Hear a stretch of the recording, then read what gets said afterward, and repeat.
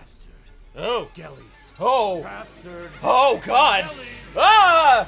Oh, God. Oh, my God. What's happening? Holy crap. Hey, guys. My name's Dan. Today's reaction comes from Dead Meat. This is Don't Hug Me, I'm Scared web series kill count.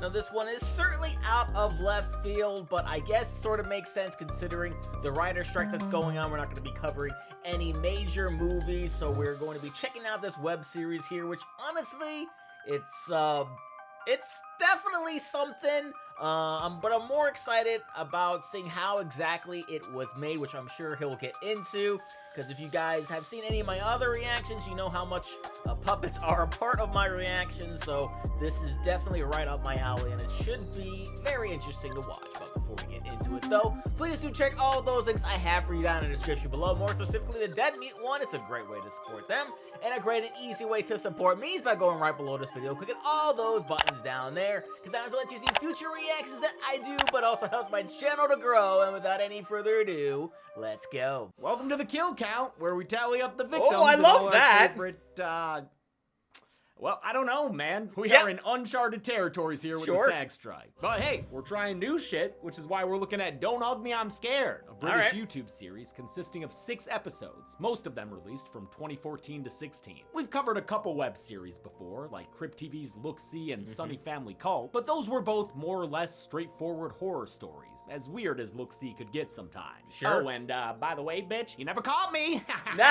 In contrast, Don't Hug Me, I'm Scared is its own fucking thing entirely. It On the sure surface, is. It's a riff on kids' TV shows where each episode has a lesson, only they all end up getting dark and weird. With that premise, it'd be easy to have random humor. But Don't Hug Me's weirdness is inspired, and the darkness has a point. The show doesn't give explicit answers for what it's about, but you'll get the gist of it at least, and diving deeper rewards you with a solid and ultimately satisfying story. At least that's how I felt after watching MatPat's film theory videos about it. He did a great two-parter on the web series that shed light on what it means. Chelsea and I have always been fans of Don't Hug Me. We were quoting it back on our old show, Drunk Disney. Don't touch me!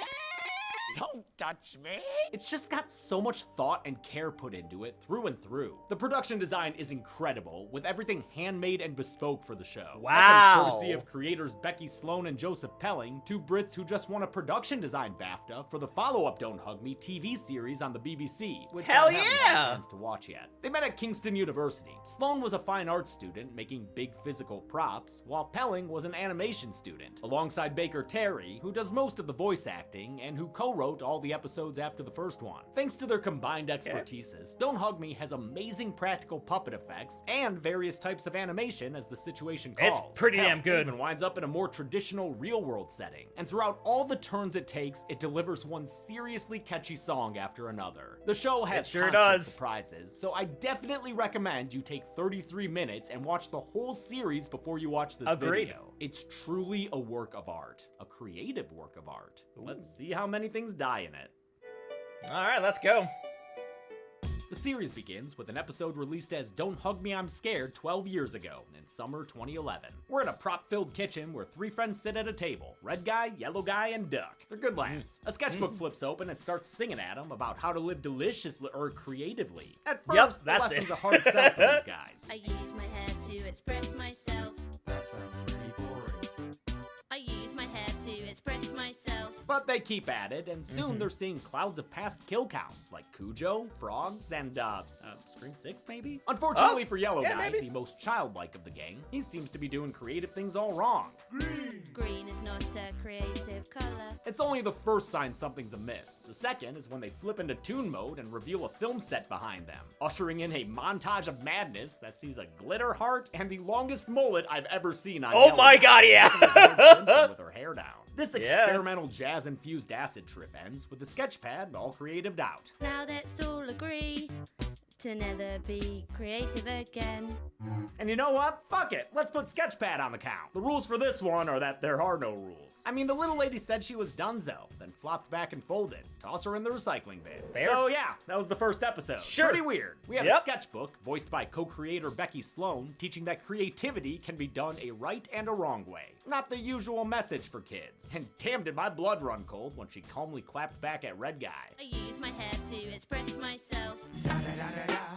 It's I The love song was made that. by Sloan and Pelling under their artist collective, This Is It. There's a video by them on their channel, predating Don't Hug Me, called Bad Things That Could Happen. It features a lot of the same Yep, kind of practical it does. puppetry, depicting dark situations with a wry sense of humor. Don't Hug Me, I'm Scared, The retroactively wry. called Creativity, Good one. became popular online, so they pursued their original idea of making it a series. The second episode was supported by Random Acts, a public arts fund by the UK's Channel 4. Sloan and Pelling turned down offers of more money from bigger companies, so they could keep making the show exactly the way they wanted to, which is awesome. Episode 2 came out 2.5 years respect later it. in January 2014. Now the bros are in the living room, apparently on the same day, June 19th. It's a whole fucking thing. Red Guy It and sure Duck is. look more or less the same, but let me tell you, time and budget were good to Yellow Guy. Speaking of time, that's what this episode's all about. There's always time for a song. Who is that? It's Tony the Talking Clock, voiced Yup. by Baker Terry, who also voices Duck and Yellow Guy, as well as a whole bunch of other characters who will talk and sing songs at us. Tony starts singing about time, and the lyrics quickly hint towards its decomposing qualities. Scrub, scrub, scrub till the water's brown. The seriousness of time's never-ending march moves Tony so much, he starts singing like a South Park character. Let's go on a journey through all time. He gives them a history lesson with a strange fixation on cobbles, and then things head out to the woods to get weirder. Tony starts being even meaner than that sketch pad, and we meet Yellow Guy's creepy-ass dad named Roy. Aw, wanna dip his little nose in some ranch and eat it up. Ah. Except, never mind. Not sure if that'd be right. No, Tony no, would no, rather no, talk no, about no. Nothing to fishes see and his here. stupid face than let Duck try to figure out the true nature of time. Maybe time's just a construct of human perception, an illusion created by... Aw, you broke Yellow Guy. Damn it, Yeah, Tony! seriously, Actually, he dude, what really the broke hell? him. He makes him and his friends age like they were put in a temporal microwave. It's honestly disturbing. Yes. Oh God. Yeah. Oh. Oh. It's out of my I hands. can't, I got creeped out when I watched it before. I'm getting creeped out again. Runs out of time. Oh, Great. the kids' TV show these guys are running. When the second video also proved successful, a Kickstarter was launched to make a full series with the goal of raising about 100,000 quid. The campaign promised a show that would answer life's questions like, where do dogs live? And why is this pillowcase full of ham? I like that Sloan and Pelling lend their sense of humor to so much of what they do. To support the Kickstarter, they released 2 terrifying analog horror ransom Oh my videos. God, was If it? you're watching this, then we need your help. Then on the Kickstarter's behind-the-scenes featurette, they included repetitive use of crafting B-roll that eventually gets painful, and more Ugh. inaccurate descriptions of the show. Don't Hug Me, I'm Scared is about 3 best friends who go on an adventure to find a magic pirate ship and save the day. It even had sketches of and voice recording sessions for completely non-existent characters. I love it. The Kickstarter succeeded, and episode 3 was released 8 months later in October of 2014. The guys are in the great outdoors, and also possibly missing, according to that sign. Maybe they're just trying to get away from all the weirdos in their house and enjoy this True. delicious chicken picnic. Duck's a little protective of that chicknick. Pesky bee. And sure, we'll add a cartoon butterfly to the kill count. Why the not? hell not? Yellow Why? Guy's an empath, so he runs crying up a tree. He's found by Shrignold, another pesky bee. A little baby pigeon.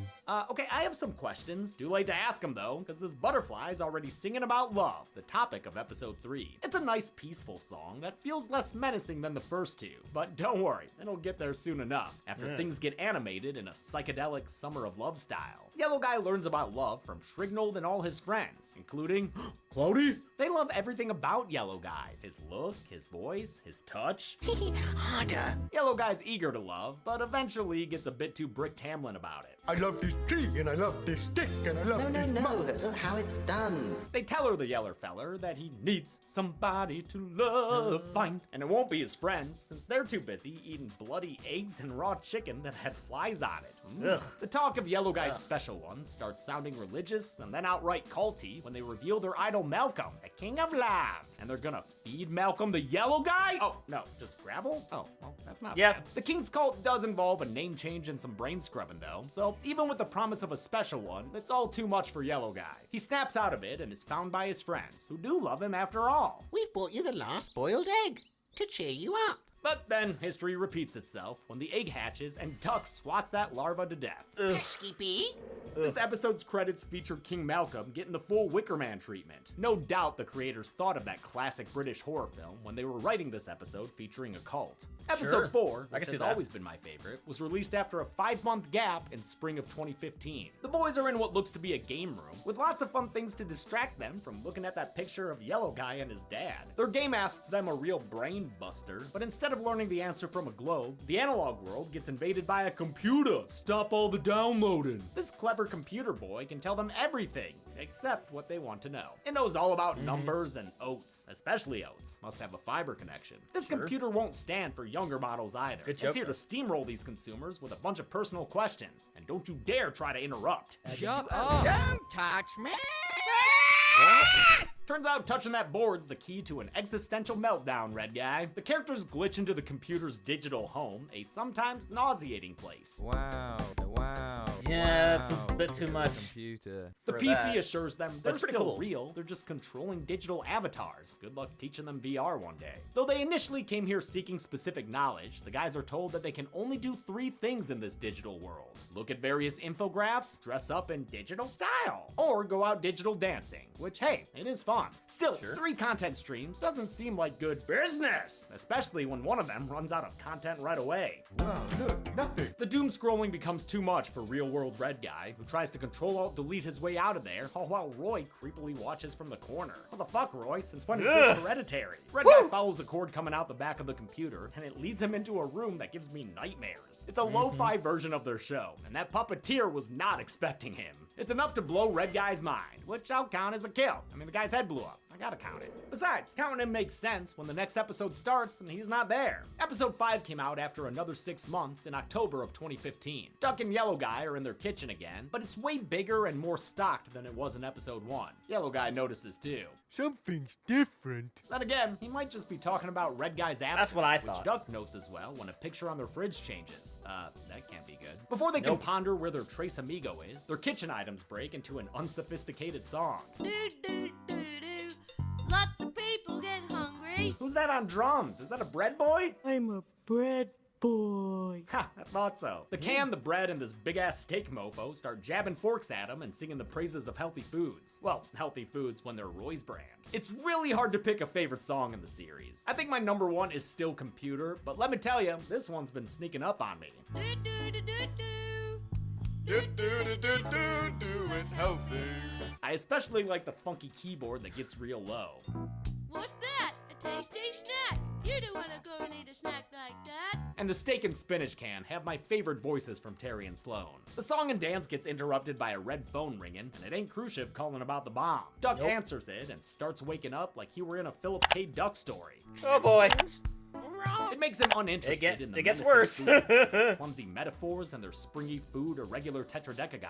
The song takes it to the fridge, and it's enough to make Duck snap. He knocks over the camera and tries to escape the show, only to wind up captured and learning that the show must go on. The kitchen objects tell Yellow Guy to eschew the pie and white sauce, try this canned food. He won't know that it's his friend Duck being torn apart and eaten by a giant can. Duck's been canned from the show and canned as food. Should that be in the microwave? Probably When this not. latest song ends, it looks like Yellow Guy's been forced to eat Duck. Holy shit. Before the episode ends, the phone rings again, and the credits suggest it's the Red Guy calling his friends from his freedom outside of the show's studio.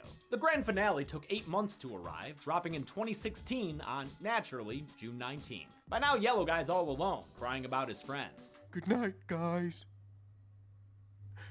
I miss you. Wow, that is sad. He tries Yeah. to sleep the sadness away, but his desk lamp won't let him be. It wants to sing about dreams, beginning the final nightmare for Yellow Guy. It's the worst song, intentionally, with Yellow Yep, Guy wailing sure is. while crude animation plays. You could have a dream about riding a horse. And Yellow Guy can't escape it, not even after he wakes up. As the lamp taunts him, he drowns in oil in his bed, and I'll add him to our weird What a ass way to kill go. count. After that, the series shifts into widescreen with the real world. We're at work with the Red Guy, whose monotonous speech is revealed to be a staple of Red Guys everywhere. Can you file these files, please? In fact, Red Guy seems to be the most creative one of the bunch. I am a file and you put documents in me and A file. Red Guy's memorable monotone comes from co-creator Joe Pelling, who also voiced the clever smart computery guy. Nice. Red Guy's peers poo-poo his silly billy thoughts without a ballyhoo among them. And when he tackles an open mic night with a rendition of the first episode's creative song, they damn near start a riot. I don't like it.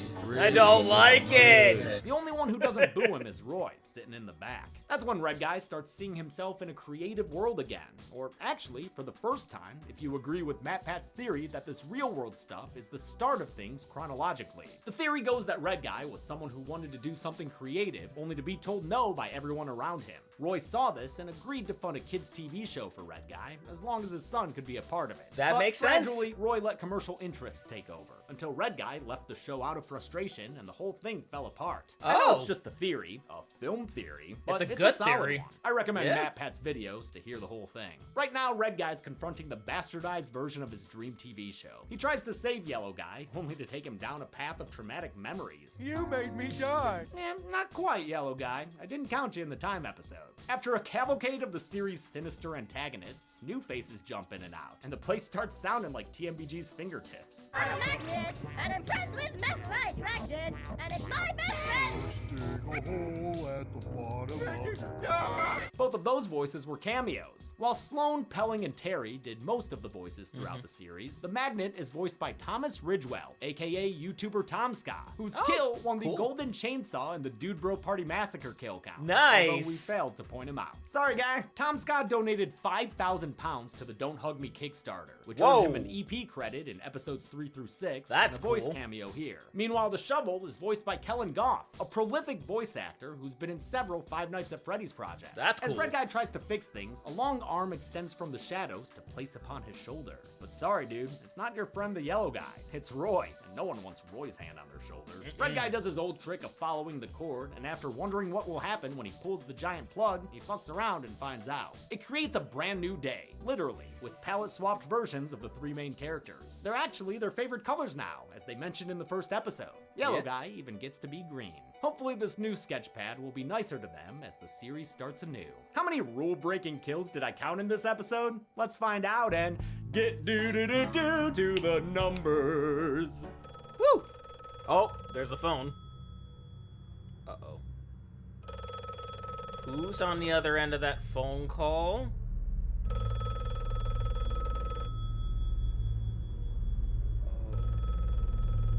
Yeah, you may want to get that, James. Yeah. The phone here.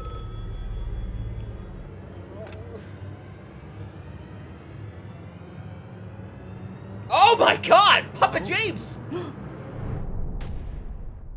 Oh my god, what happened to me? Hey, James, I actually had a quick question, and oh, you're a puppet. Dude, I know! Wait, does that make me felt meat? Ew, gross. Oh, no. dude! Whatever, it doesn't matter. I was actually working on a new kill count. I didn't authorize that. Hey, look, shut up. I'm so confused as to sometimes what kills count and what kills It don't. reminds me of Ryan George's Well, I pitch can help you with skits. that. Great. With a song! God damn it. There are rules you need to know when you want to count kills up. Yes, what rules must I know? I'll tell you if you'd shut the fuck up. Oh my God!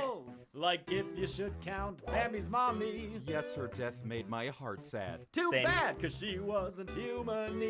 We only count Oh! humanoids, not animals or creatures. But didn't you count Bruce the shark?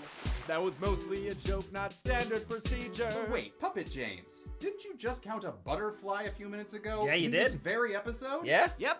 Well, doesn't that break your own rules? Yes. These rules are for regular episodes. This one is fucking weird.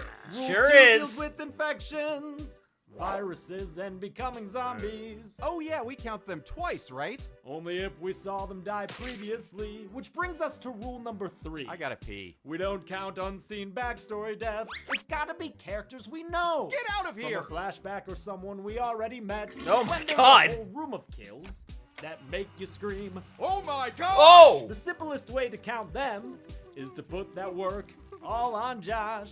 Oh, come on. Even in the song? Damn, One last poor rule Josh. for now. Thank God. And this one's very important to me. No skin, no soul, no service. Never ever count a bastard skelly. Bastard. Oh. Skellies. Oh. Bastard. Oh, God. Skellies. Ah!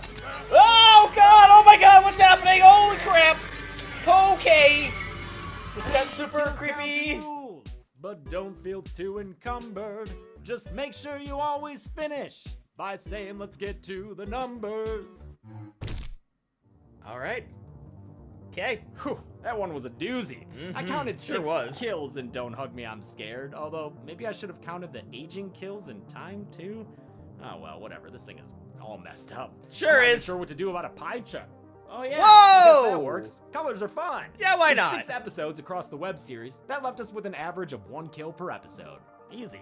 I'll give the golden chainsaw for coolest kill to Duck. That giant can runs amok with his guts. Which It sure probably does. Couldn't have smelled too good on set. The machete for lamest kill will go to the sketchbook, who bullied Yellow Guy so hard it died of exhaustion. And that's it. Don't Hug Me, I'm Scared is an incredible web series that released its last episode in 2016. Thankfully, the creators would get to continue the series with a BBC show consisting of another 6 episodes. If this kill count does well, maybe I'll look at that too. But until then, I'm James A. Janice. I imagine it would. Hey, thanks a lot for watching the Yeah, so as I said, I didn't even know this thing existed until this kill count aired. And I remember watching it and just being super creeped out throughout the entire time. But like in a good way, like you're really like supposed to. But like once you actually go back, because I had to rewatch it because at first I was just like, what the hell was I watching? And then being able to rewatch it and then reading up on certain things got me to appreciate it just that much more. Just, how well everything came out, and watching this and seeing how it was all put together was super cool. And I even dived in a little bit to the BBC series. I think on the 2nd episode, it was the parts where, spoilers, Yellow Guy dies. I think that's who died. Okay, but he didn't like die. He didn't get killed, but he died. But nothing really happened. But he was just kind of put in the ground, and that was like the last thing I saw. So I'll have to maybe continue that if this is something that's gonna probably be another kill count. We'll have to wait and see how that goes. And yeah, if you guys haven't seen it yet, you definitely owe it to yourselves to do so. It's not very long, and it's pretty damn good. So that's going to do it for me here. Comment down below. Let me know, what do you think about Don't Hug Me, I'm Scared? Please leave a like if you enjoy. Please do check all those links I have for you down in the description below. And lastly, and most importantly, I want to give a huge shout out to all of my $5 and up supporters on Patreon: Luchador, Cruising, Wolverine310, Kefster Cronage, Amber K, Raymond Bright, Chris Curtis, Haley Mastronardi, Am Perry, Larka, Fox Cacophony, Emily, Leo Harris, Dancing Viru, and Morgan Page. And I'll see you guys next time.